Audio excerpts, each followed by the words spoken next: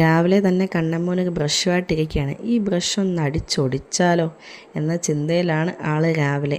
അല്ലേ വേണ്ട ഇതൊന്ന് കടിച്ചൊടിക്കാം, അല്ലേ വേണ്ട അടിച്ചൊടിക്കാം, എന്താ വേണമെന്നറിയാതെ ആളിങ്ങനെ ഇരിക്കുകയാണ്. കടിച്ചൊടിക്കണോ അതാ ഈ ബ്രഷ് അടിച്ചൊടിക്കണോ, അല്ലേയും കടിച്ചൊടിച്ചേക്കാം എന്നും പറഞ്ഞ ആളവിടെ എണീറ്റിട്ടുണ്ട്. തുമ്പിമോളും ലച്ചൂട്ടി ഒരു ബാഗുമായിട്ടൊക്കെ ഇരിക്കുകയാണ്. രാവിലെ സ്കൂളിൽ പോയാലോ എന്നുള്ള ചിന്തയിലാണ്.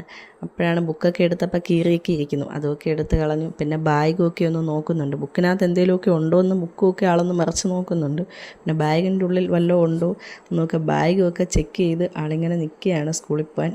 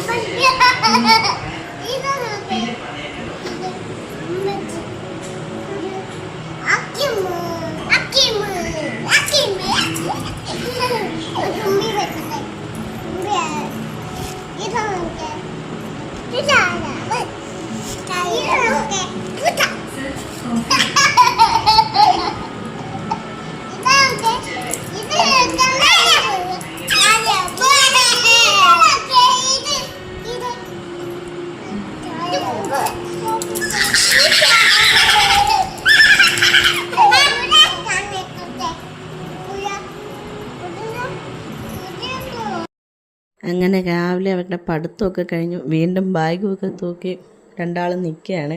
കണ്ണമ്മോന് പിന്നെ ബാഗൊന്നും വേണ്ട, അവൻ ആ ബ്രഷിൻ്റെ പിന്നാലെയാണ്. ഈ ബ്രഷ് എങ്ങനെ ഒടിക്കാം എന്നുള്ള ചിന്തയിലാണ് ആൾ നടക്കുന്നത്.